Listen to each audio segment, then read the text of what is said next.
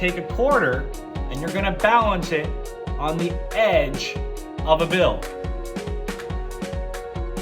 Okay. This is not a trick. It's just a challenge that anybody can do at home. And you need a bill. You can use your 100, Ralph. Okay.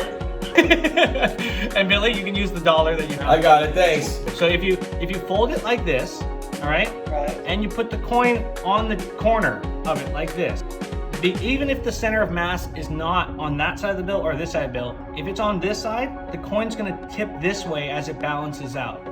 And the friction's gonna allow the bill to come out this way. If the center of mass is on the far bill, it's gonna tip the other direction.